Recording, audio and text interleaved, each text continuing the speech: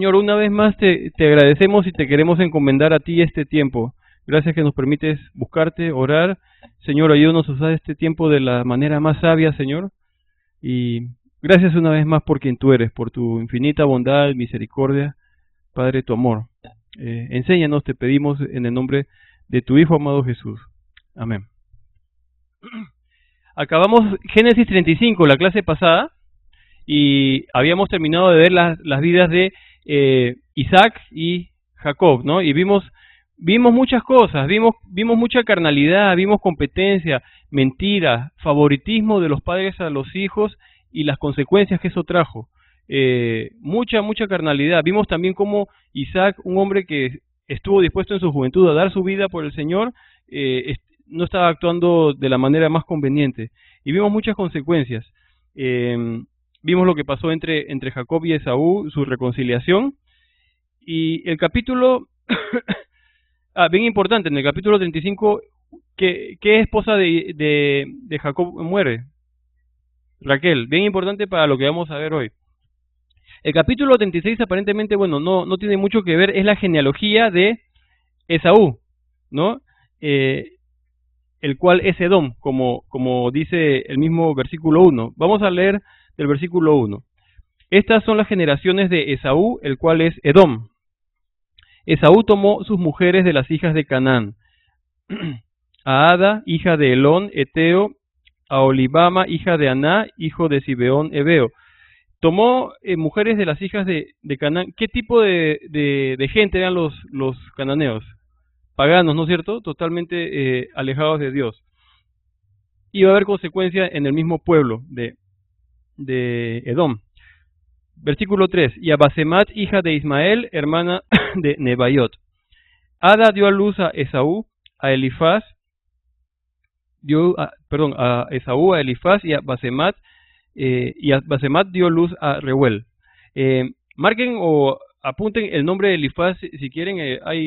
Vamos a ver 3 nombres de esta lista y vamos a de ahí continuar rápidamente, pero Elifaz puede ser interesante. Versículo 5 dice, y a Olibama dio luz a Jeús, a Jaalam y a Coré. Estos son hijos de Esaú que le nacieron en la tierra de Canaán. Y antes de continuar, nada más algunos datos de Esaú, ¿no? En verdad era Esaú, bueno, era el hermano de Jacob, y de ahí sale Edom. Edom fue un pueblo que por tiempos fue enemigo de Israel. Por ejemplo, en Números vemos que cuando estaba Israel en el desierto yéndose a la tierra prometida, quisieron pasar por Edom, pidieron autorización y los edomitas no los dejaron pasar, ¿no? Entonces fue un pueblo que le trajo agravio, le trajo aflicción al pueblo de Israel. Eso está en Números 20, 21 y 21:4. Habla de 20, 21, 21:4. También, ¿qué otra cosa se puede decir de Edom? A pesar de ser, digamos,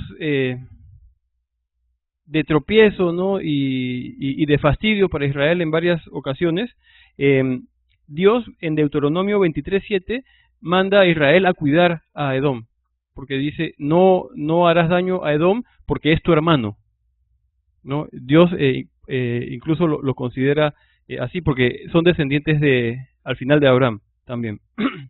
Después, ¿qué se puede decir? En el 1 Samuel 14:47, vemos que durante el reinado de Saúl, el primer rey de Israel, Edom fue sujeta, fue una ciudad que estaba bajo dominio de Israel, fue dominada por Israel.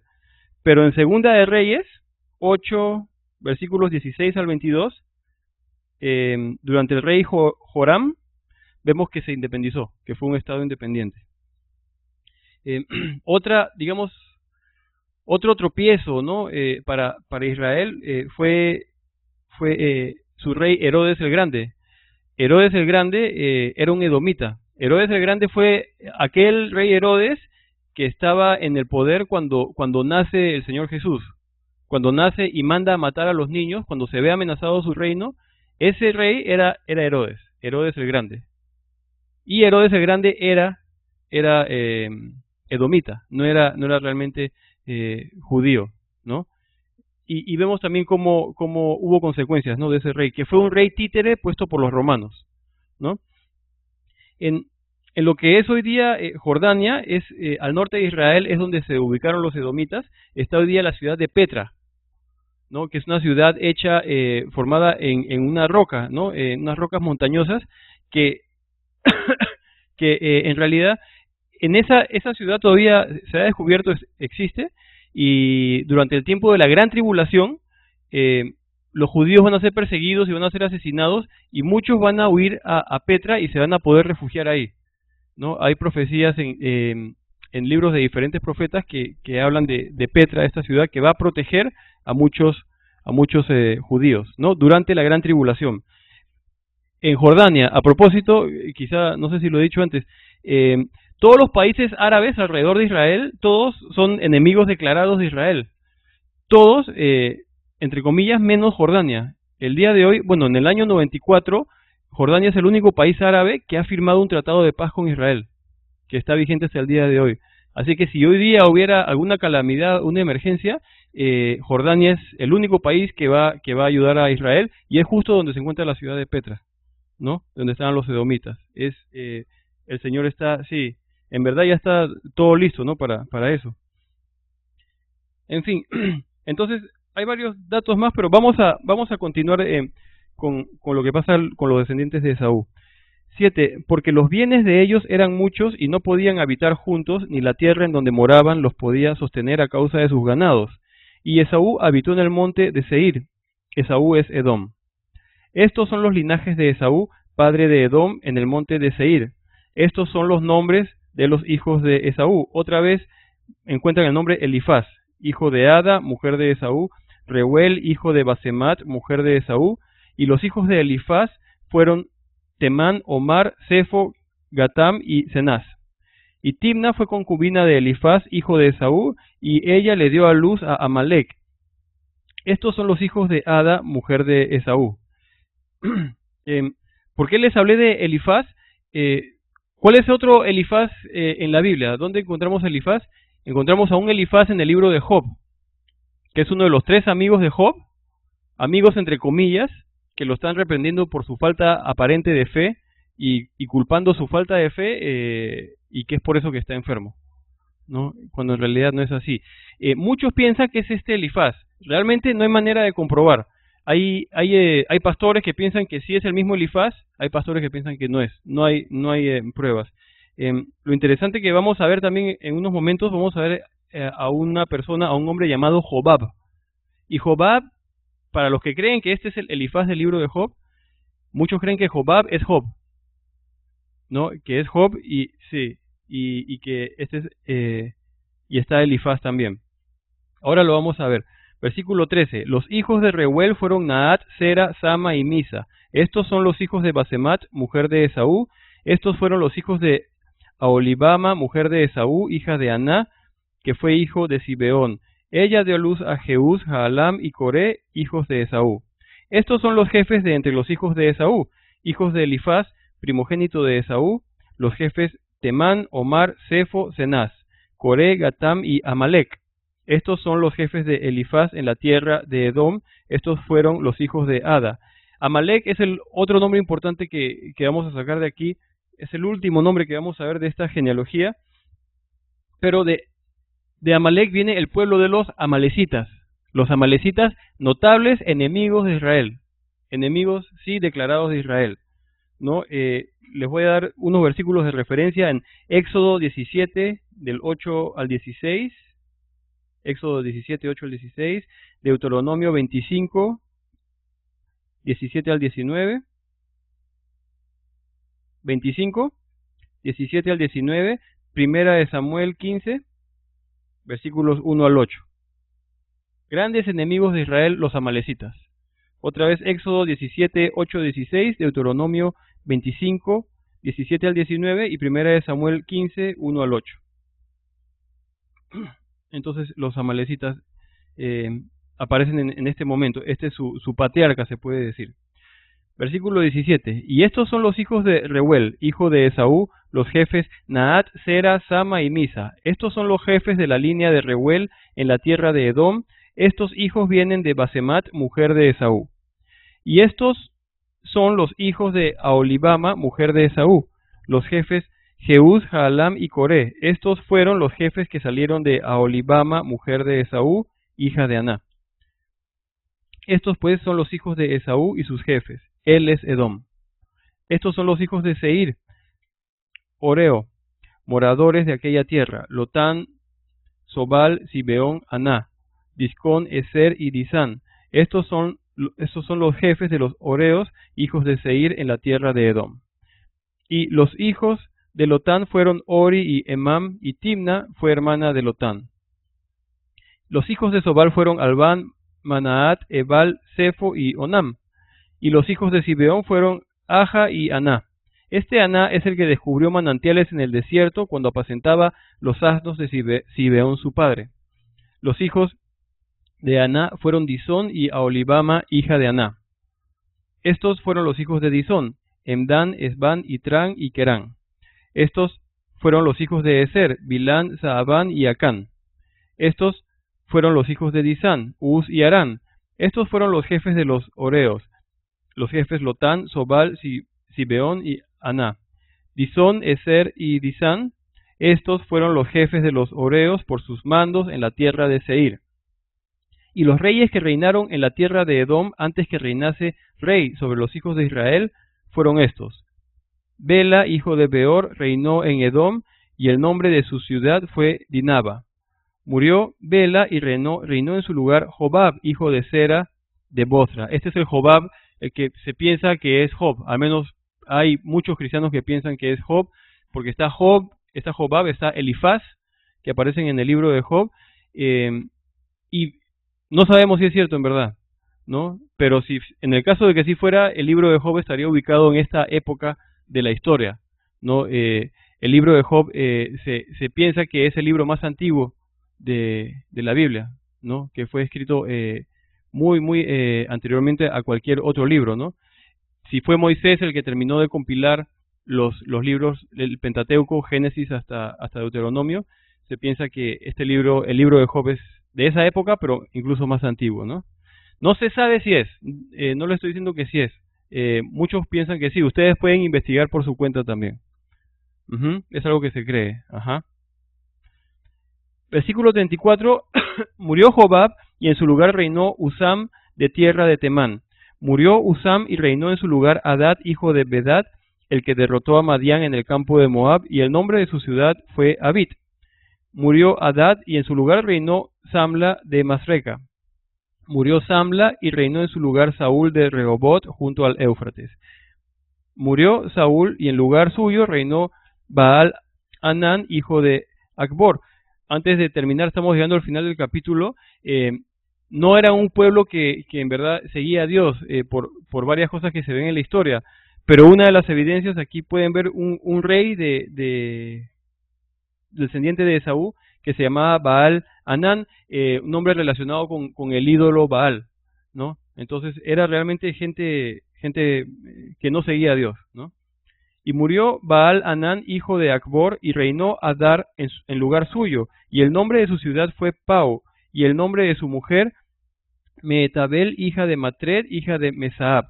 Estos pues son los nombres de los jefes de Esaú por sus linajes, por sus lugares y sus nombres: Timna, Alba, Getet, Aholibama, Ela, Pinón, Cenaz, Temán, Mibsar, Magdiel e Iram. Estos fueron los jefes de Edom según sus moradas en la tierra de su posesión. Edom es el mismo Esaú, padre de los edomitas. Entonces, ese es un recuento de algunos puntos importantes de lo que fue la descendencia de Esaú, ¿no? Hay varias cosas más que se puede ver, pero vamos a tener que continuar. Este capítulo 36 fue como un paréntesis entre el capítulo 35, que acaba con, lo que fue Isaac y Jacob, y ahora el capítulo 37, en el que vamos a ver la vida de José. Ahora vamos a entrar al cuarto patriarca, Y la vida de José es, bueno, no solamente es interesante, es informativa, hay mucho que podemos sacar para ejemplo en nuestras vidas. José en verdad representa un hombre fiel a Dios, obediente, humilde y que en las situaciones más difíciles, o mejor dicho, en todas las situaciones difíciles que se presentó en su vida, eh, bien importante, nunca se quejó, nunca renegó de su situación. Siempre trató de hacer lo mejor en cada situación en la que estuvo. Y su vida es una vida de contrastes. Iba a ser un heredero, el heredero de su padre Jacob, después es vendido como un esclavo. Después está trabajando en la casa de Potifar, un oficial de alto rango en Egipto, termina en la cárcel. Tiene muchas subidas y bajadas en las circunstancias de su vida, pero lo que bien importante, lo que no cambia en la vida de José es su actitud hacia Dios y su confianza en Dios. Nunca se quejó, siempre trató de hacer lo mejor y esperó en Dios. Eh, José es muy importante, ¿no? Vamos a ver varias cosas de él. Eh, También es importante, no solamente por los ejemplos que nos deja, sino también que José es posiblemente uno de los mejores tipos de Jesucristo en el Antiguo Testamento. Hay muchos paralelos, muchas similitudes entre la vida del Señor Jesús y la vida de José. Y vamos a ver varios, varios de todos esos, ¿no? Para dar un ejemplo, en todo el registro de la vida de José que vemos aquí en Génesis, no encontramos que él haya pecado. No está escrito, la Biblia no registra ningún pecado de él. Sí era pecador, porque era ser humano, era hombre, pero no lo vemos. Y en eso podemos ver también reflejada la vida del Señor Jesús, que no pecó, ¿no? Y así vamos a ver varias similitudes que hay entre ambos. La vida de José es bien importante, tenemos muchas aplicaciones que sacar. Muchos tipos del Señor Jesús también. Y vamos a ver cómo empieza ahora la historia de José. Volvemos a Jacob en el versículo 1. Dice, habitó Jacob en la tierra donde había morado su padre, en la tierra de Canaán. Esta es la historia de la familia de Jacob. José, siendo de edad de 17 años, apacentaba las ovejas con sus hermanos, y el joven estaba con los hijos, de Bilha y con los hijos de Silpa, mujeres de su padre, e informaba a José a su padre la mala fama de ellos. Recordemos, están los hijos de Jacob o Israel, ¿no es cierto? Son 12 hijos, ¿no es cierto? ¿Hijos de cuántas madres? De 4. Vamos a ver también debido a la vida pasada que tuvieron en casa, las diferencias que hay entre ellos, ¿no? Ajá, pero bien importante recordar de quién es hijo José. De Raquel que acaba de morir. ¿Quién era Raquel? Raquel era aquella por la que había trabajado 7 años, aquella a la cual él amaba. Entonces, realmente, los otros hijos fueron, bueno, de Lea y de las siervas, ¿no es cierto? Van a haber 2 hijos de Raquel, muy cerca al corazón de Jacob debido a esto. Uno es José, el otro es Benjamín, el pequeño. Eso es importante tenerlo en cuenta porque tiene que ver con la historia. Aquí vemos que José empieza su historia a los 17 años, siendo un jovencito, está apacentando las ovejas, y José se va a hacer detestable ante los ojos de sus hermanos. Se va a hacer detestable por algunas razones, y una de ellas es esta, la primera, que informaba a su padre de la mala fama de ellos. Los otros hijos, los hijos de Bilha y Silpa, no estaban haciendo las cosas que debían hacer, y José fue honesto en informar eso, ¿no? Y debido a eso se ganó el odio de esos hermanos suyos. Ahora, otra razón por la que lo odiaban también está aquí, versículo 3, y amaba Israel a José más que todos sus hijos, porque lo había tenido en su vejez, y le hizo una túnica de diversos colores.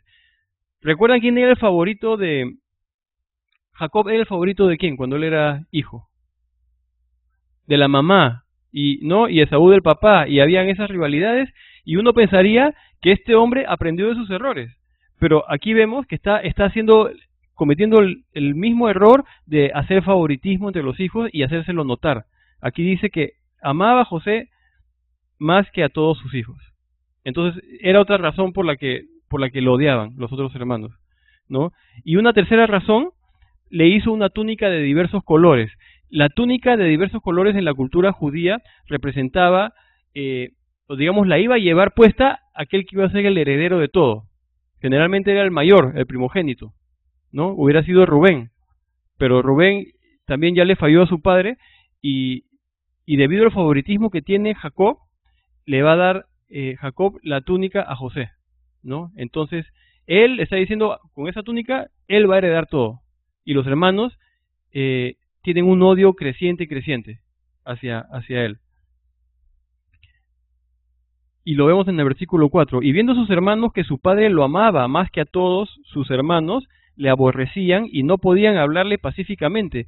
Tal era la relación que no podían tener una conversación en paz, ¿no? Estaban de malas, en verdad.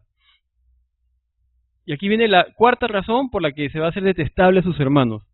Versículo 5. Y soñó José un sueño y lo contó a sus hermanos, y ellos llegaron a aborrecerle más todavía. Y él les dijo: oíd ahora este sueño que he soñado.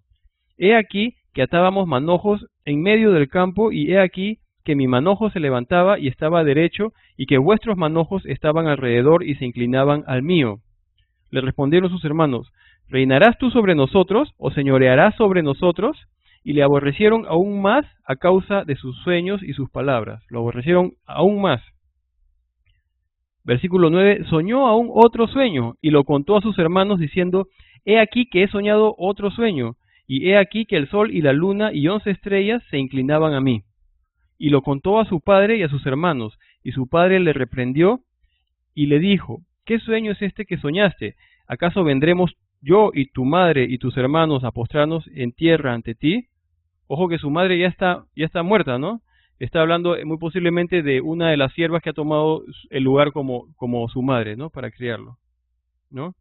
Pero estos son los dos sueños que tienen, ¿no? Y lo reprende Jacob. ¿Y qué pasó? Y sus hermanos le tenían envidia, mas su padre meditaba en esto. Y hay dos cosas acá. La primera es digamos, los hermanos le tenían envidia, y esa envidia se convirtió en una malicia y llegó a producir odio. Vamos a ver en los siguientes versículos que lo quieren matar, ¿no? Debido a esta rivalidad entre hermanos, ¿no? A nosotros esto nos sirve mucho, porque como cristianos enfrentamos situaciones y somos de carne, y si nos descuidamos, podríamos caer en cosas como estas. Tenemos que cuidarnos de no envidiar, de no abrir esas puertas, de no caer en la envidia de por qué el otro hermano, mi amigo, alguien tiene tal cosa y yo no tengo. Esa envidia puede dar lugar a malicia y a odio. Tenemos que presentársela ante el Señor siempre. Él puede quitarnos eso, pero necesitamos chequearnos a nosotros mismos. Aquí los hermanos van a actuar en su carne de acuerdo a su envidia y su odio. Eso es bien importante. Otra cosa importante, miren el final del versículo 11. Si bien Jacob lo reprende a su hijo, pero dice aquí: mas su padre meditaba en esto. Mas su padre meditaba en esto. ¿Y a qué recuerda? ¿A qué hace referencia que su padre meditaba en esto? Cuando María y José estaban con el Señor Jesús cuando era niño y se pierde, él y también se va al templo, o cuando él era un bebé y recibe una profecía, ¿no? Se profetiza acerca de él. ¿Recuerdan qué cosa sucedía con María? María guardaba estas cosas en su corazón. María, así como Jacob está meditando en esto, María también muchas veces estuvo meditando en las cosas que veía de su hijo. Y de alguna manera, también aquí, si bien Jacob lo reprendió, está meditando por qué han venido esos sueños, ¿no? Al igual que María, ¿no? Y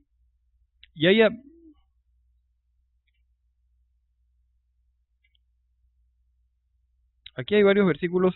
Por ejemplo, en Lucas 2, cuando nace el Señor, aparecen los ángeles a los pastores, ¿no? Después, ¿qué sucedió? Vienen todos los pastores esa noche a adorar al Señor Jesús, al Señor recién nacido, ¿no? Y al verlo, dice el versículo 17, dieron a conocer lo que se les había dicho acerca del niño, y todos los que oyeron se maravillaron de lo que los pastores les decían, el anuncio de los ángeles. Y miren el versículo 19, pero María guardaba todas estas cosas meditándolas en su corazón. Y de alguna manera refleja a lo que va a ser el Señor también. Lo que estaba experimentando María lo empieza a experimentar Jacob.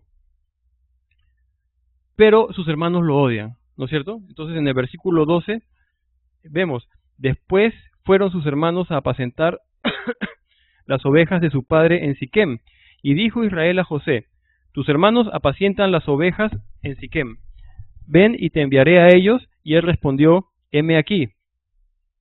E Israel le dijo, ve ahora, mira cómo están tus hermanos y cómo están las ovejas, y tráeme la respuesta. Y lo envió del valle de Hebrón, y llegó a Siquem.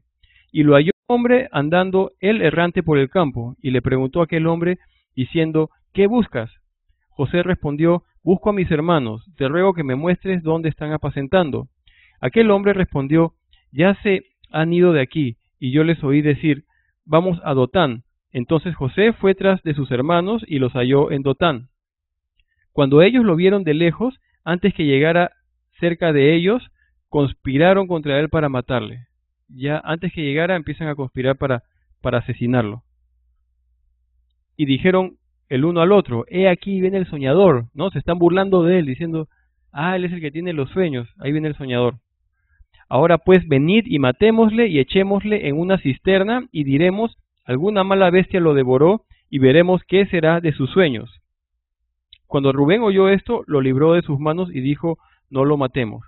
Y antes de continuar, en el versículo 20, ¿qué ha sucedido? Jacob lo ha enviado a sus hermanos lo ven venir y ya están planeando la muerte de él, ¿no es cierto? Ahora, no dice la Biblia, pero podemos suponer que Jacob sospechaba, debido a los sueños, a su favoritismo, sospechaba que sus hermanos mayores no lo querían. Jacob debería haber sido más cauto en enviarlo porque había peligro para su vida. Pero en esto también de alguna manera se ve un tipo de Jesucristo, porque si bien su padre, el padre de José, no sabía de lo que iban a hacer los hijos, Dios Padre, cuando envía a su hijo, a sus hermanos, a los judíos, a los hijos de Israel, Dios Padre sabía que sí estaba yendo a morir, ¿no? Aquí Jacob no sabía, pero Dios Padre cuando envía a su hijo, a su pueblo, a sus hermanos, a los judíos, sí sabía que venía a morir por nuestros pecados. Y alguna similitud hay en esta parte de la historia. Y planean matarlo, pero Rubén dice, no lo matemos, ¿no? Y en el versículo 22, y les dijo Rubén, no derraméis sangre, echarlo en esta cisterna que está en el desierto, y no pongáis mano en él, por librarlo así de sus manos para hacerlo volver a su padre. Sucedió pues que cuando llegó José a sus hermanos, ellos quitaron a José su túnica, la túnica de colores que tenía sobre sí, y le tomaron y le echaron en la cisterna, pero la cisterna estaba vacía, no había en ella agua. Lo tomaron y lo tiraron dentro de un pozo sin agua y le sacaron esta túnica. Y se sentaron a comer pan, y alzando los ojos miraron, y he aquí una compañía de ismaelitas que venía de Galaad, y sus camellos traían aromas, bálsamo y mirra, e iban a llevarlo a Egipto. Imagínense la escena, lo tiran en un pozo, era un jovencito de 17 años, puede haber estado gritando, pero ellos se sientan ahí a comer, en verdad muy descorazonados, no les importaba el sufrimiento de su hermano. Y aquí Judá va a decir algo, Judá, el cuarto hijo de Jacob. Entonces Judá dijo a sus hermanos, ¿qué provecho hay en que matemos a nuestro hermano y encubramos su muerte? Venid, vendámosle a los ismaelitas y no sea nuestra mano sobre él, porque él es nuestro hermano, nuestra propia carne. Y sus hermanos convinieron con él. Ahora, en vez de dejarlo en el pozo a morir, porque ese era el plan original, que muriera de deshidratación, de hambre, Judá tiene una mejor idea y decide venderlo, ¿no? Venderlo y sacar un provecho económico. Ahora, bien interesante, Judá es el nombre que significa alabanza, ¿no es cierto? En el hebreo original. Cuando uno traduce Judá al griego, en el griego ya se traduce como Judas. Y Judas es también aquel que vendió al Señor por piezas de plata. Lo mismo que está haciendo este Judas, este Judá, ¿no? Está realmente haciendo lo mismo que iba a hacer el otro Judas con el Señor Jesús, que es venderlo por dinero. Judas, uno de sus hermanos, uno de sus discípulos, uno de los más cercanos al Señor Jesús lo hizo. Y aquí también vemos que sucede lo mismo con uno de sus hermanos. Lo van a vender. En el versículo 28, y cuando pasaban los madianitas mercaderes, sacaron ellos a José de la cisterna y le trajeron arriba y le vendieron a los ismaelitas por 20 piezas de plata y llevaron a José a Egipto. Después Rubén volvió a la cisterna y no halló a José dentro y rasgó sus vestidos. Y volvió a sus hermanos y dijo, el joven no parece, y yo, ¿a dónde iré yo? En otras palabras, Rubén, más que tener un dolor genuino por José, también él era el mayor, y él había caído de la gracia de su padre, él había perdido, se puede decir, la primogenitura, por lo que había hecho anteriormente, y él estaba buscando congraciarse con su padre, ¿no? Al salvar la vida de este chico, y ahora que no está, en verdad está preocupado, pero más está preocupado por él, porque dice, ¿y yo? ¿A dónde iré yo? En otras palabras, ahora yo como el mayor, el responsable, tengo que darle la cara, ¿no? A mi papá Jacob, ¿no? ¿Y qué va a pasar conmigo? Es una preocupación, pero egoísta también, de lo que cómo va a quedar él, más que su hermano mismo. Y el versículo 31 dice, entonces tomaron ellos la túnica de José y degollaron un cabrito de las cabras y tiñeron la túnica con la sangre. Y enviaron la túnica de colores y la trajeron a su padre y dijeron, esto hemos hallado, reconoce ahora si es la túnica de tu hijo o no. Y él la reconoció y dijo, la túnica de mi hijo es, alguna mala bestia lo devoró, José ha sido despedazado. Entonces Jacob rasgó sus vestidos y puso cilicio sobre sus lomos y guardó luto por su hijo muchos días. Y se levantaron todos sus hijos y todas sus hijas para consolarlo, mas él no quiso recibir consuelo, y dijo, descenderé enlutado a mi hijo hasta el Seol, y lo lloró su padre. Y los madianitas lo vendieron en Egipto a Potifar, oficial de Faraón, capital de la guardia. Entonces, ¿qué pasó? Él es vendido, los hijos lo engañan a su papá, una vez más, su papá ya mayor. Ahora, recuerden quién era Jacob en su juventud, el gran engañador, ¿no? Y otra vez está sufriendo, de alguna manera cosechando aquello que él también había sembrado en la vida de sus hijos. De alguna manera, todos somos pecadores y los pecados de sus hijos son responsabilidad exclusiva de los hijos. Pero el papá es el que da el ejemplo. El papá es el que da el ejemplo. ¿Y qué vieron los hijos del papá? Engaños, mentiras, todo lo que no debía estar. Y ahí hay otra consecuencia, ¿no? También de qué ejemplo vamos a dar a nuestros hijos, ¿no? En verdad, como dije la semana pasada, como una vez escuché, ¿no? Tus hijos no van a hacer lo que tú dices, van a hacer lo que tú hagas, ¿no? Y también escuché una vez cuál es el mejor ejemplo que le puedes dar a tu hijo para que vea para que él ande en los caminos del Señor. ¿Qué es lo mejor que puedes hacer por tu hijo para que ande en los caminos del Señor? Está lo que llaman los judíos el Shema, el escucha Israel. Amarás al Señor tu Dios con toda tu mente, con toda tu alma, con toda tu fuerza y con todo tu corazón, y a tu prójimo como a ti mismo. Si nuestros hijos nos ven haciendo eso, no hablando, pero si nos ven viviendo que amamos a Dios por sobre todo, que Dios es el número uno, eso va a quedar grabado en ellos. Ese es el mejor ejemplo que le podemos dar. Lamentablemente está mal, a veces padres cristianos bien intencionados quieren obligar a sus hijos a orar, los encierran en el cuarto por 2 horas y si no oraron las 2 horas no salen. Eso no va a crear un amor a Dios, ¿no? En cambio, si el padre está inspirando al hijo, si está viendo una vida en verdad entregada al Señor, eso va a marcar a un hijo de por vida, no las palabras, no lo que les exijamos hacer, sino lo que somos nosotros como padres, ¿no? Y aquí están las consecuencias otra vez, ¿no? Y miren, otra cosa importante, Hablamos al principio de la envidia, de la malicia, del odio, todas estas consecuencias malas de de hacerlo lo incorrecto, de andar en nuestra carne. Eh, a estos ya hombres, eran adultos, no les importó hacer sufrir a su papá anciano una vez más y engañarlo y decirle, ¿sabes qué? Se murió tu hijo José que tanto amabas. Prefirieron eso a realmente tratar, obrar en su corazón con su envidia, con el problema que ellos tenían, ¿no? Y estas son consecuencias también de la envidia, hasta dónde nos puede llegar el odio, a dónde nos puede llevar ese camino. Tenemos que examinar nuestro corazón.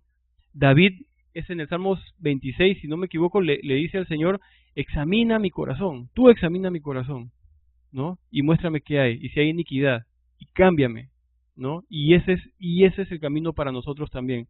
Tenemos que luchar con nuestra carne muchas veces, hay que hacerlo, pero es el camino a seguir. Y aquí ya fue vendido José, y fue vendido a Potifar, oficial de Faraón, capitán de la guardia. Capítulo 38 va a ser otro paréntesis. La historia de José va a tomar un paréntesis hasta el 39, y aquí vamos a ver a uno de los hermanos de José, a Judá, lo que va a hacer. Entonces, nada más para tenerlo en la mente, ahorita José llegó a Egipto esclavo, fue vendido a Potifar, y ahora vamos a ver un poquito lo que está sucediendo en la casa con Jacob y sus hijos y Judá sobre todo. Versículo 1. Aconteció en aquel tiempo que Judá se apartó de sus hermanos y se fue a un varón adulamita que se llamaba Hira. Y vio allí Judá la hija de un hombre cananeo, la cual se llamaba Súa, y la tomó y se llegó a ella. Dos cosas en estos dos versículos. En el primero dice que Judá se apartó de sus hermanos y se fue a un varón adulamita. ¿Recuerdan cuando el Señor Jesús, estaba en su ministerio, hubo un hombre que le dijo, Señor, permíteme enterrar a mi padre y después te seguiré? Y el Señor le dice, deja que los muertos entierren a sus muertos, ven tú y sígueme.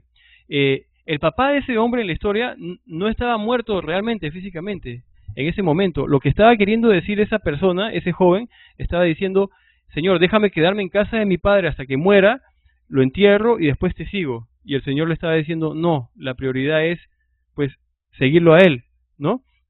Y eso lo menciono porque es una costumbre muy fuerte judía, ¿no? Generalmente los hijos vivían en la casa del padre hasta que el padre moría. Era una sociedad bien patriarcal, ¿no? A menos que pasara alguna otra cosa. Y aquí está pasando algo que es extraño, que Judá se apartó de sus hermanos. En otras palabras, lo dejó a su padre, ¿no? Y se fue a ver a un varón no judío, un pagano también, que se llamaba Hira.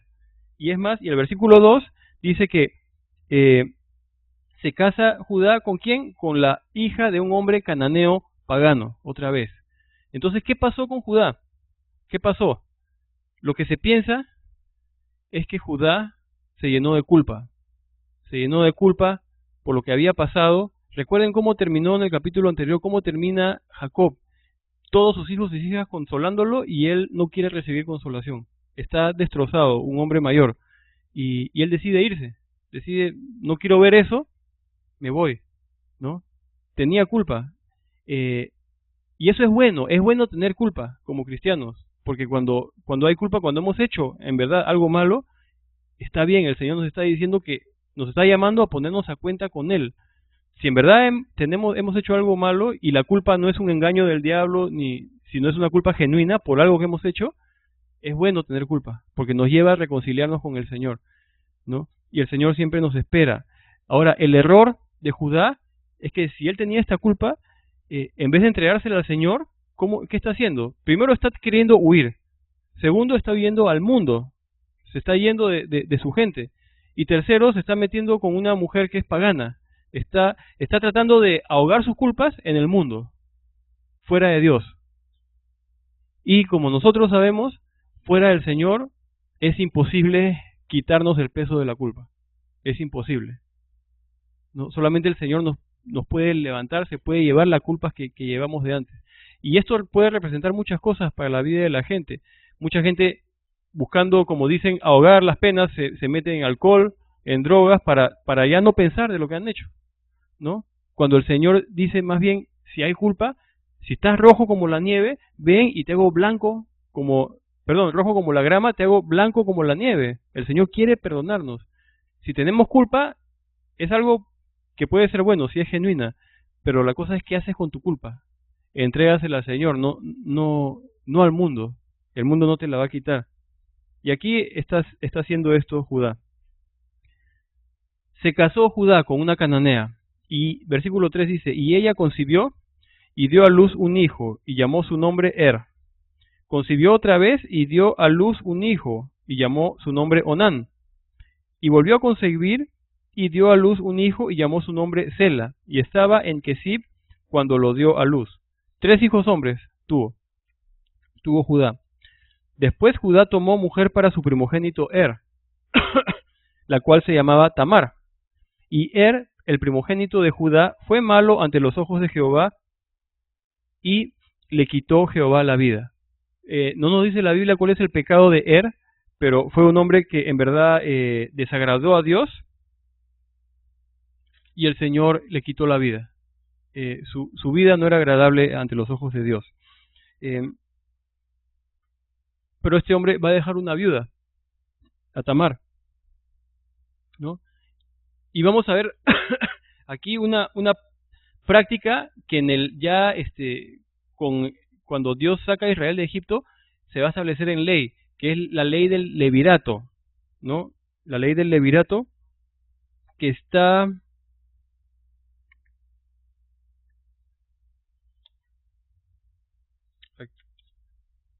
en el capítulo 38. La ley del levirato está en Deuteronomio 25, del 5 a 10. Versículos del 5 a 10. La ley del levirato.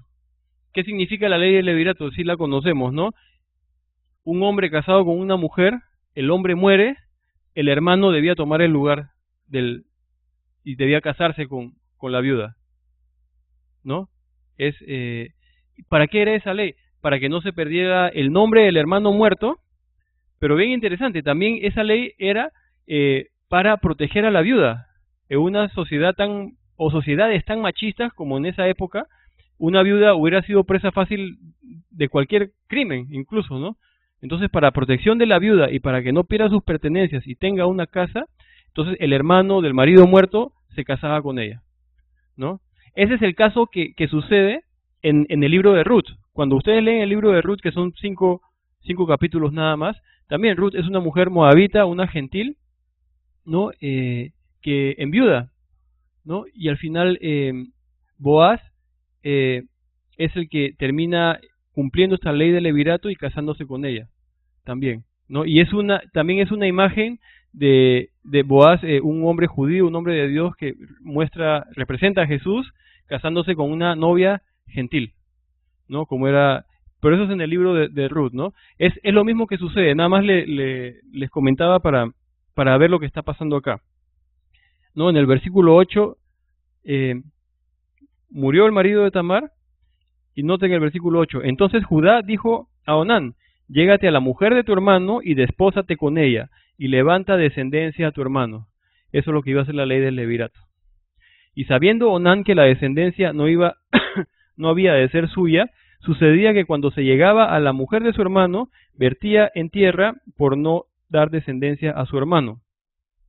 Y desagradó en ojos de Jehová lo que hacía, y a él también le quitó la vida. Onán recibe la orden de casarse con la viuda de su hermano, y lo que sucede con Onán es que sabía en el versículo 9 que la descendencia no iba a ser suya, iba a ser para la familia del hermano, entonces no le interesó. Dijo, yo no me molesto, ¿no? en hacer esto por mi hermano, y lo que dice bien gráficamente es que no quiso embarazarla, ¿no? Para no levantarle descendencia, ¿no? Y eso desagradó, ese egoísmo es el que le desagradó a Dios, y Dios también le quita la vida, ¿no? Por desproteger a esta viuda.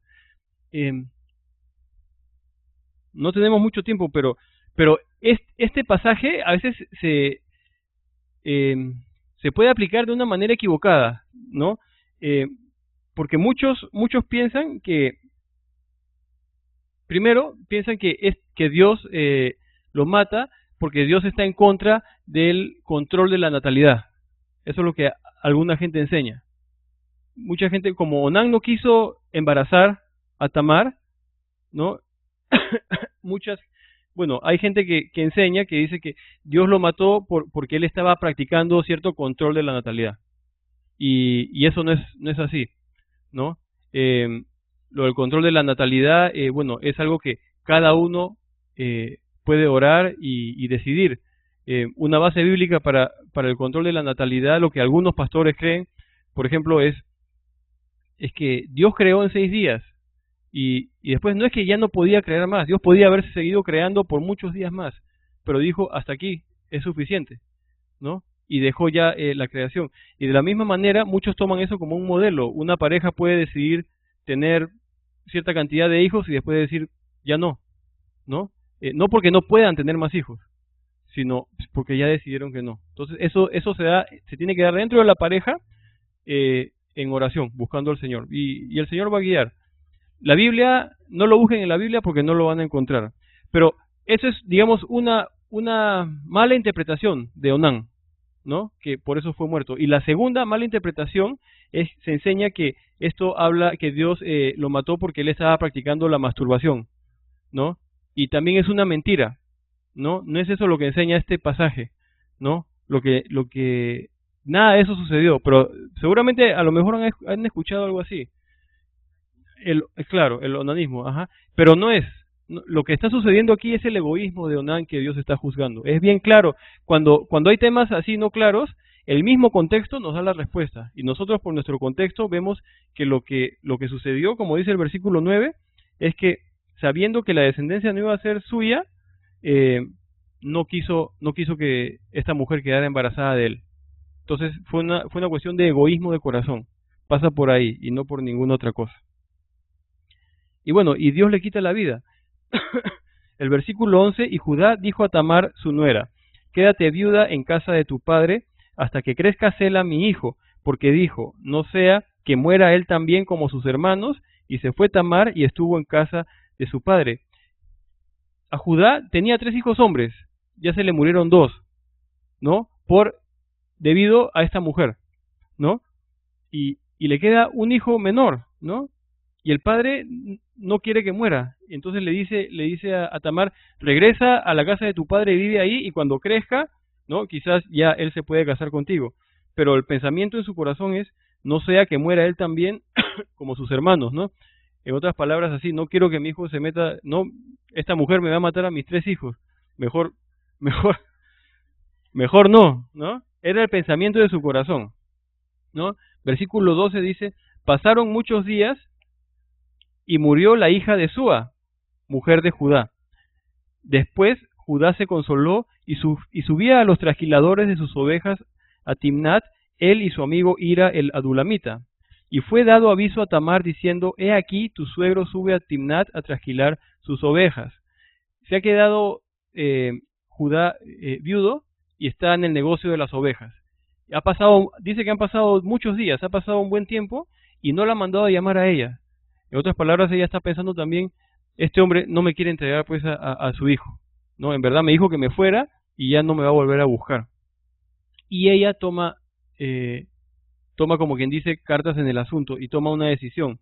Versículo 14 dice, entonces se quitó ella los vestidos de su viudez y se cubrió con un velo y se arrebozó y se puso a la entrada de Enaim junto al camino de Timnat porque veía que había crecido Sela y ella no era dada a él por mujer, ¿no?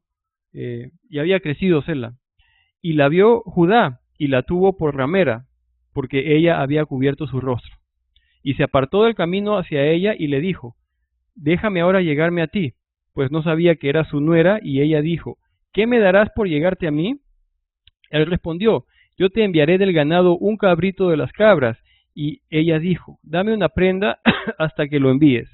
Entonces Judá dijo, ¿qué prenda te daré? Ella respondió, tu sello, tu cordón y tu báculo que tienes en tu mano. Y él se los dio, y se llegó a ella, y ella concibió de él. Luego se levantó y se fue, y se quitó el velo de sobre sí, y se vistió las ropas de su viudez. Bien, increíble, ¿no? Increíble. En la familia de las 12 tribus de Israel, ¿no? Tiene que haber esto.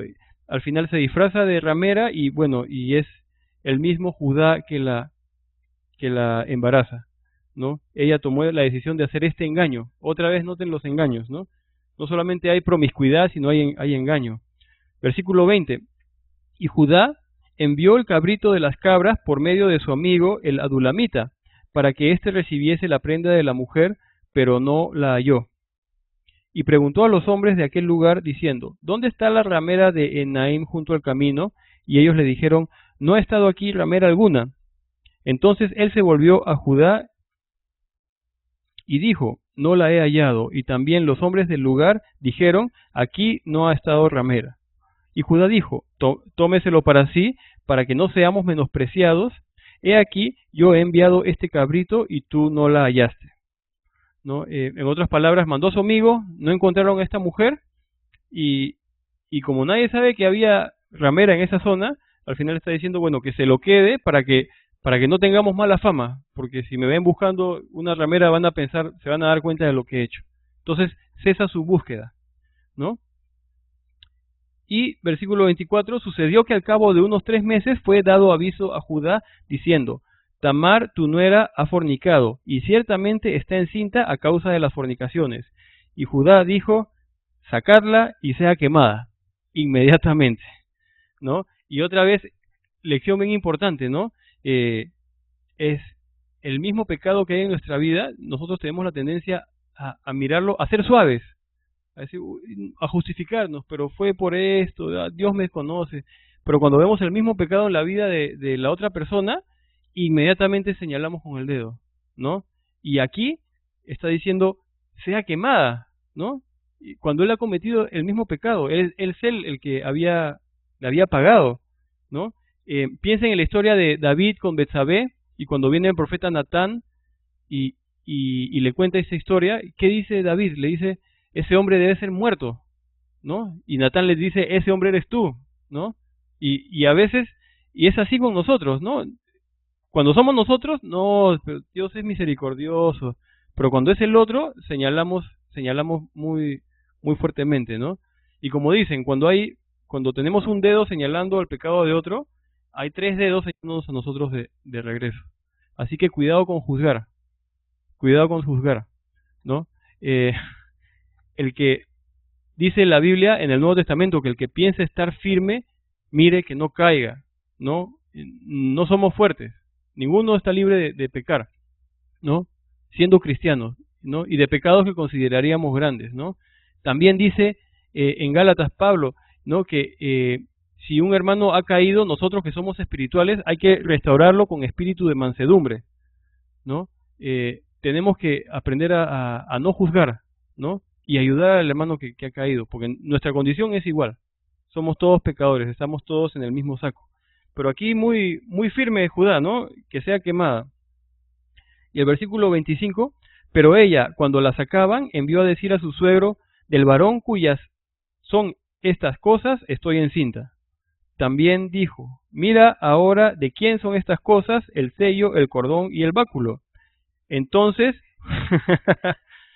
ya lo descubrieron. Entonces Judá los reconoció y dijo, y miren lo que dijo, más justa es ella que yo, por cuanto no le he dado a hacerla a mi hijo, y nunca más la conoció. Al final pasa de decir, sea quemada, a decir, esta mujer es más justa que yo, ¿no? Todo el plan que había ideado, si bien no es de Dios hacer todas estas artimañas, se puede decir, en verdad él reconoce que él estaba peor que ella en ese momento, ¿no? Y sabe que él no la quería entregar, no quería entregar a su hijo, a esta mujer. Y versículo 27, y aconteció que al tiempo de dar a luz, he aquí había gemelos en su seno. Sucedió cuando daba a luz que sacó la mano el uno, y la partera tomó y ató a su mano un hilo de grana, diciendo, este salió primero. Pero volviendo él a meter la mano, he aquí salió su hermano, y ella dijo: ¿qué brecha te has abierto? Y llamó a su nombre Fares. Después salió su hermano, el que tenía en su mano el hilo de grana, y llamó su nombre Sara. Entonces nacieron los hijos de esta mujer, y vemos lo que sucedió. Es un capítulo bien, se puede pensar, bien desagradable, si quieren, ¿no? Por todo lo que hay. Hay otra vez engaño. Vemos a Judá en el mundo, con su amigo del mundo también, con su mujer pagana. Vemos engaño, prostitución, mentira, en fin, hipocresía, ¿no? Juzgando el pecado del otro. Bien desagradable, se puede pensar. Ahora, lo interesante de esta historia, antes de entrar al otro capítulo, es también cuando vamos al Nuevo Testamento, al Evangelio de Mateo. El Evangelio de Mateo, en el capítulo 1, empieza con la genealogía de Jesucristo, ¿no? Y empieza como descendiente de Abraham. Y hay una serie de nombres, ¿no? Como hemos visto en varias genealogías. En el versículo 3 dice Judá. Judá engendró de Tamar a Fares, a Sara y a Sara. Fares a Esrom y Esrom a Aram. Nos muestra la genealogía que en este capítulo tan, podríamos decir, hasta repulsivo, ¿no? Tan alejado de Dios. Bueno, por medio de esta Tamar y este Judá y este embarazo, de esta manera tan desagradable, es que viene la línea del Mesías. Jesucristo nace por medio de Judá. ¿Y cómo puede ser que el Mesías de Dios, ¿no? El santo Hijo de Dios, hecho hombre, hecho carne, pueda venir a este mundo por medio de esa línea tan fea, ¿no? Uno podría decir tan asquerosa. Y la respuesta es que es por la gracia de Dios. Esto nos muestra que Jesús vino a salvar a gente de ese tipo, y no se avergüenza, y no lo oculta. Vino a salvar a gente totalmente, pero perdida en su pecado, totalmente perdida, ¿no? Viene de esta línea el Señor, y no se avergüenza, ¿no? Y cuando rendimos nuestras vidas a Él, dice el Nuevo Testamento que no se avergüenza de llamarnos hermanos, ya nos llama hermanos, y nuestro pasado queda atrás.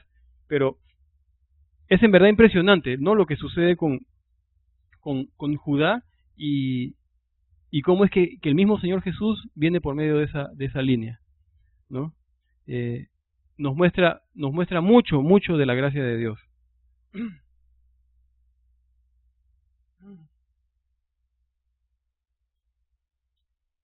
Por si acaso, antes de pasar al siguiente capítulo, ¿no? En el mismo Mateo capítulo 1, vimos el versículo 3, en el versículo 6 vamos a ver que Jesús no solamente viene por medio de esta línea de Judá y Tamar, sino que posteriormente viene por David y la mujer de Urías, David y Betsabé, hijos, ¿no? Viene Salomón, que fue un hijo de adulterio, y hubo un asesinato de por medio, hubo una mentira.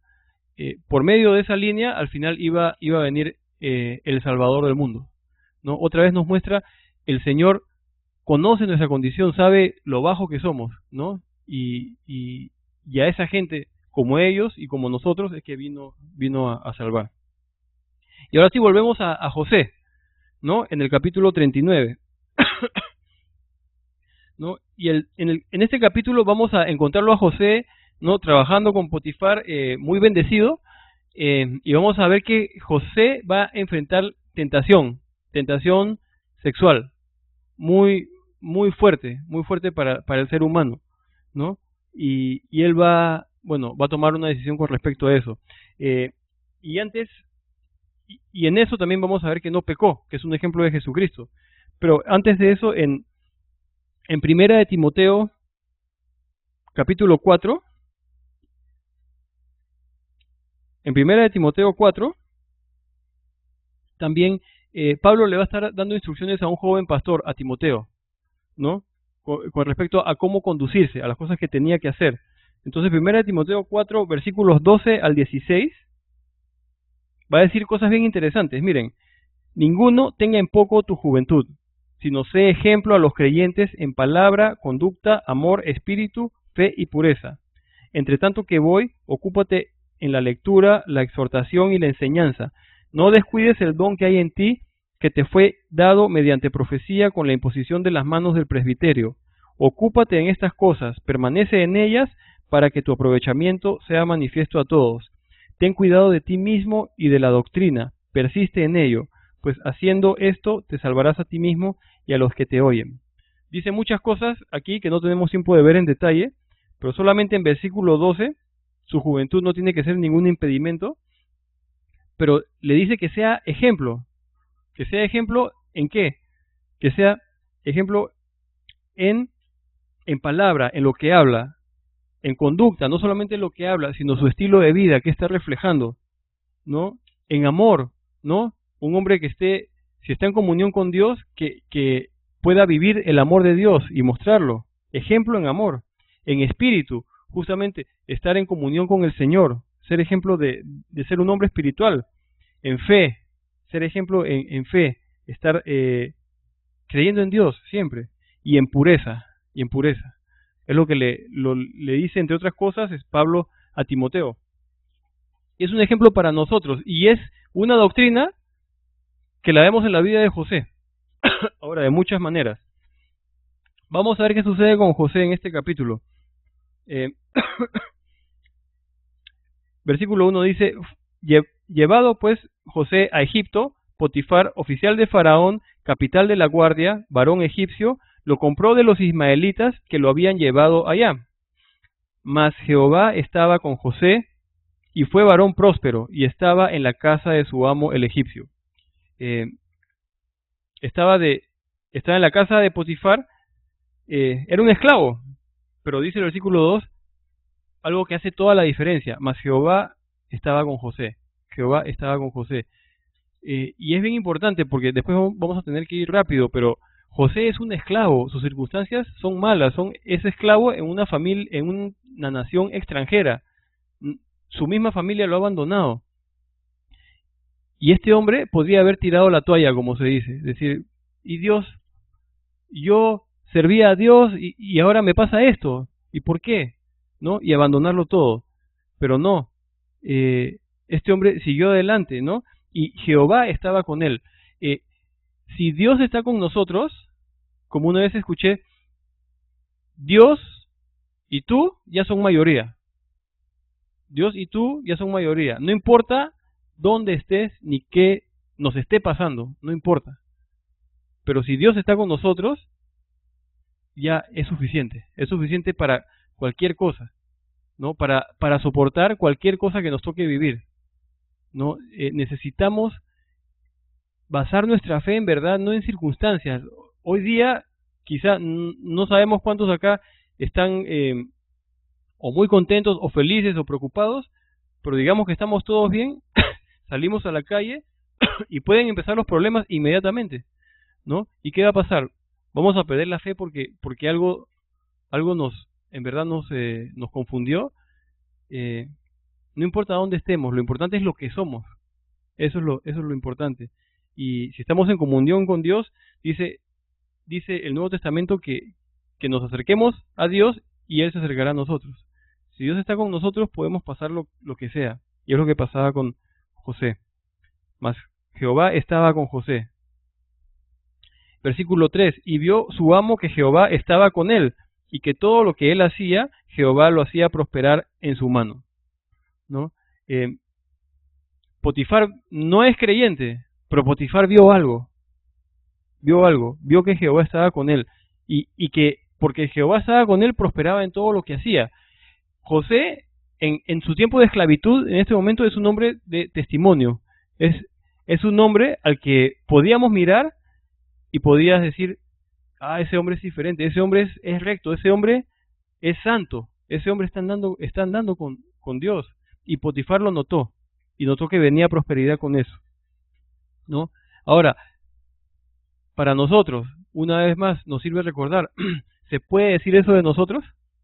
¿No? Si salimos, o entre nosotros mismos que somos cristianos, nuestra conversación, ¿se puede decir eso de nosotros, no? Que estás en comunión con Dios, que estoy yo en comunión con Dios, ¿no? Dios quiera que sí, y si no estamos donde debemos estar, bueno, Es fácil, hay que volver al Señor, nada más. Hay que buscarlo y Él va a hacer eso. Pero nosotros tenemos que dar ese primer paso. José es un hombre que está dando testimonio en una tierra extraña. Recuerden que el Señor Jesús nos llama a hacer luz, ¿no? En un mundo perdido. Y Egipto representa al mundo, en verdad. El versículo 4, así halló José gracia en sus ojos y le servía, y él le hizo mayordomo de su casa y entregó en su poder todo lo que tenía. Todo le entregaron a José. Él estaba al mando de absolutamente todo. Era segundo en la casa de Potifar. Segundo, ¿no? Por el buen testimonio que tenía. Y noten, José otra vez es prisionero, y les repito estas circunstancias porque estaba sirviendo con excelencia, es lo que hemos visto antes, ¿no? Jehová estaba con él y que todo lo que hacía, Jehová lo hacía prosperar. Si trabajamos más o menos, no sé, yo podría pensar que Dios no va a hacer que mi trabajo prospere como debería prosperar, si en verdad no estoy dando todo lo que podría. No, Dios espera eso. Pablo nos dice en el Nuevo Testamento que todo lo que hagamos lo hagamos de corazón, y que servimos a un jefe, a un amo, que es Dios, que no es Potifar, ni es el jefe del trabajo, ni es John Bonner, es Dios, ¿no? Entonces, si de verdad, es muy fácil hablarlo esto, ¿no? Yo lo puedo decir y suena muy bien, pero si en verdad no lo creemos y no lo vivimos, entonces al final no va a dar esos resultados. Y por otro lado, si en verdad lo creemos, si en verdad yo creo que Dios es mi jefe, ¿no? El que me ha permitido todo eso, ¿cómo voy a actuar? ¿No? ¿Y cómo voy a hacer las cosas? ¿No? Va a ser una diferencia, y estando en comunión con Dios, Dios va a prosperar todo lo que hacemos, ¿no? Y así halló José gracia en sus ojos, ¿no? Quedó a cargo de todo.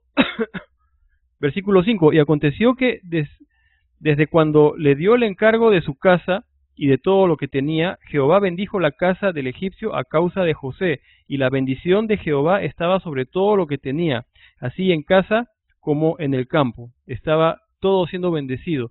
Noten, Dios bendecía, ¿no? Y es importantísimo, porque otra vez pensemos en José y la otra reacción que podría haber tomado humanamente. Podría haber dicho: yo servía al Señor, el Señor me abandonó, soy esclavo, ya no me interesa nada. Dios es malo, ¿no? Podría haber dicho eso, pero no. Él quiso servir al Señor. Otra vez lo que les dije al principio de la historia de José, José en sus circunstancias adversas nunca se quejó, sino, recuerdan que les dije, hizo lo mejor con lo que Dios le daba en ese momento. Bien importante para nosotros también. Hizo lo mejor que tenía con lo que Dios le daba, en vez de quejarse de su, entre comillas, suerte, ¿no?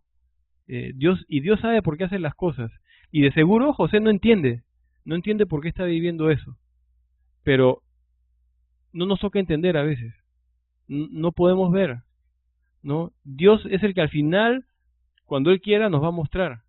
Nuestra parte no es entender por qué Dios hace o permite eso, ¿no? El Nuevo Testamento dice que todas las cosas suceden a bien a aquellos que aman a Dios. Y la parte clave de ese versículo es aquellos que aman a Dios, ¿no?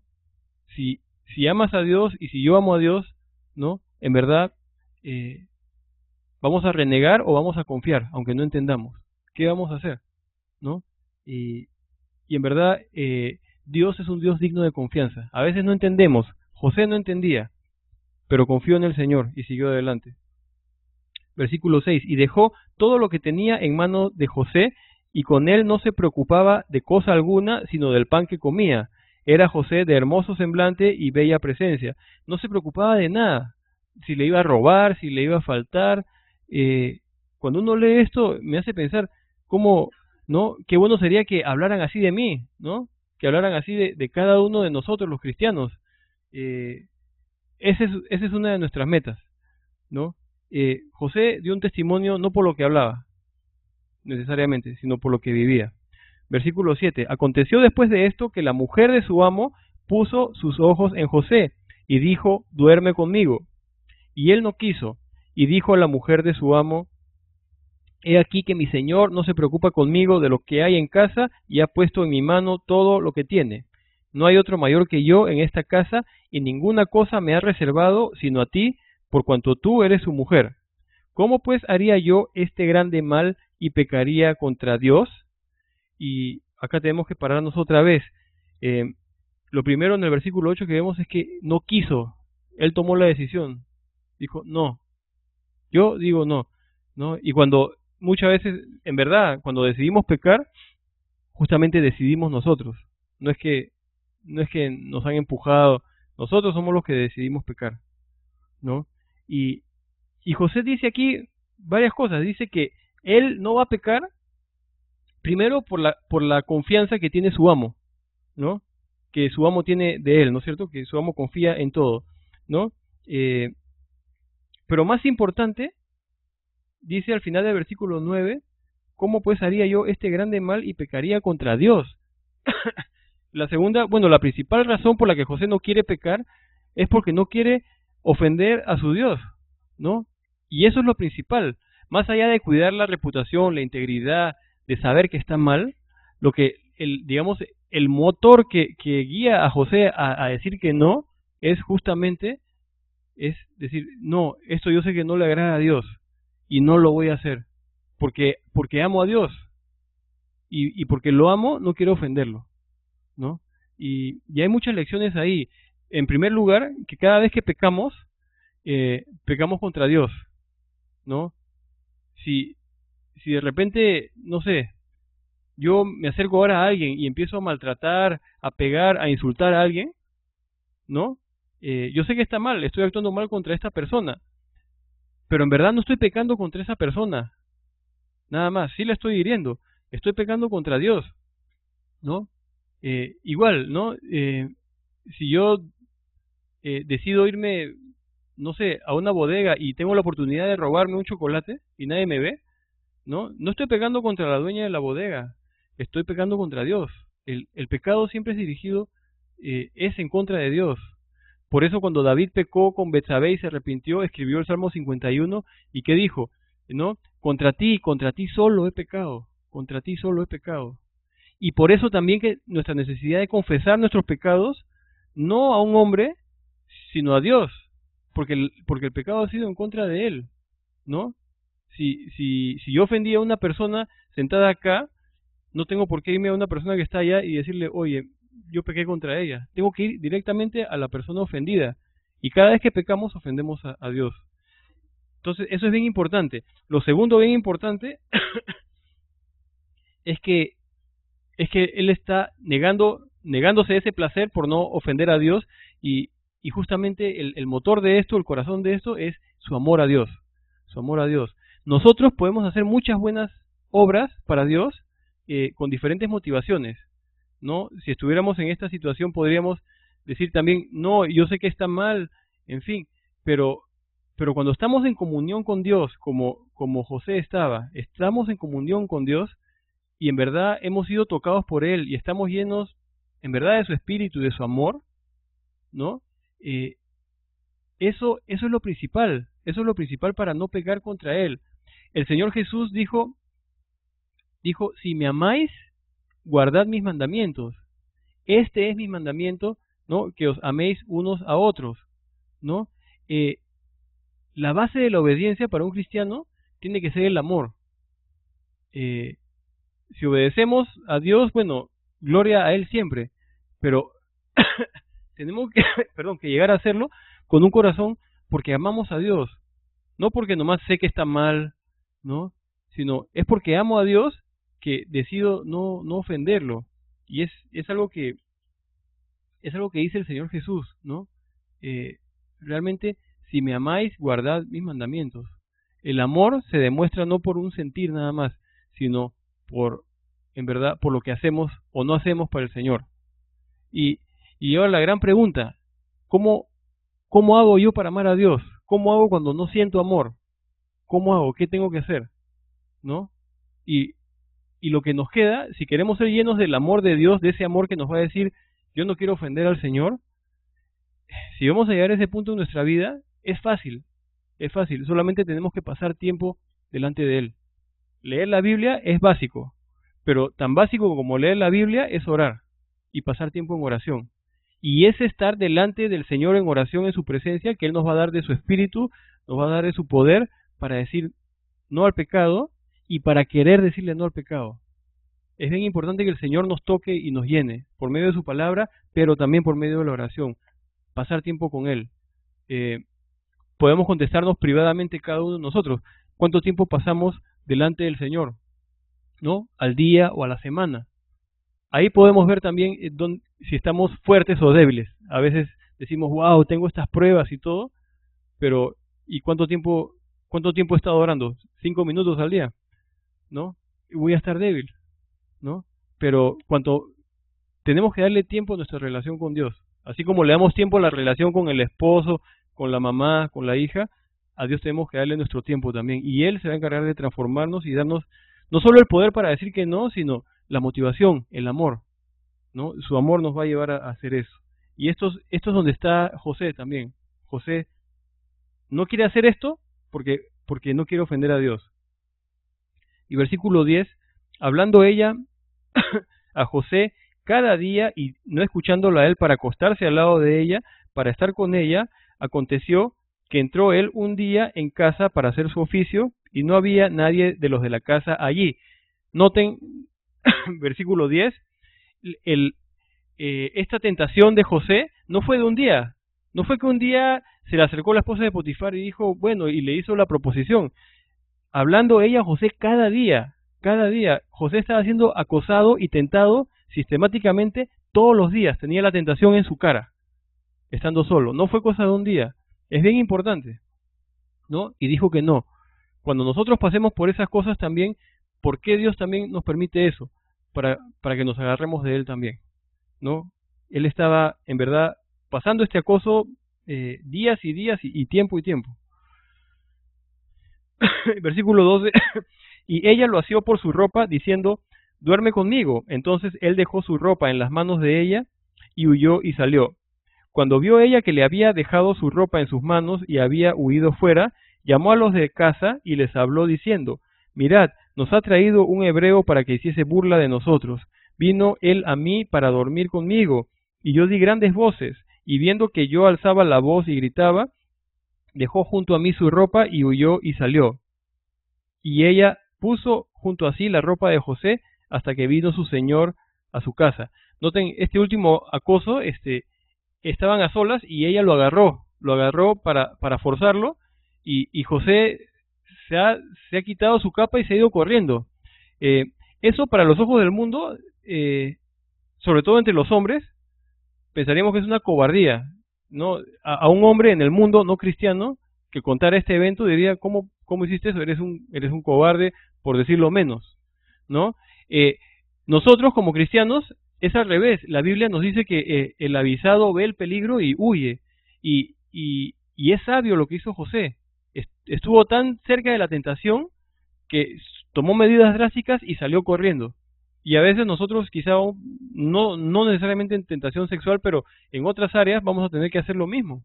Vamos a tener que huir. Y es bueno, porque nos damos cuenta que no somos fuertes. Y si no eres fuerte en un área, piensas que tienes debilidad, estás en situaciones y que estás buscando huir, no creas la mentira del diablo que te está diciendo, eres un cobarde, no estás enfrentando, viendo. No, estás haciendo lo que Dios te dice. Estás huyendo. Está bien.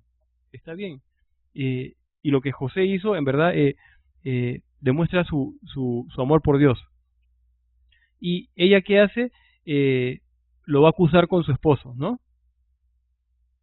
Llegó Potifar, versículo 17, y ella le cuenta. Dice, entonces le habló ella las mismas palabras diciendo, el siervo hebreo que nos trajiste vino a mí para deshonrarme. Y cuando yo alcé mi voz y grité, él dejó su ropa junto a mí y huyó fuera. Y sucedió que cuando oyó el amo de José las palabras que su mujer le hablaba, diciendo, así me ha tratado su siervo, se encendió su furor, y tomó su amo a José y lo puso en la cárcel, donde estaban los presos del rey, y estuvo allí en la cárcel. Pero Jehová estaba con Moisés, y le extendió su misericordia, y le dio gracia en los ojos del jefe de la cárcel. José, ¿cómo? perdón. José. Sí. Este, y otra vez, miren, heredero de su padre Jacob, odiado por sus hermanos, vendido como esclavo, está en una casa trabajando, sirviendo con excelencia, en comunión con Dios, ¿no? Puesto en la cárcel, en comunión con Dios. Aquellos que nos digan a veces que como cristianos no tenemos que sufrir, no han leído esto, ¿no? Y no es que Dios quiere que suframos, pero sí Dios nos hace pasar por pruebas también para que crezcamos en nuestra fe. Y así, como vemos que va a salir José de cada una de las pruebas, José fue un ejemplo, pero fue un ser humano.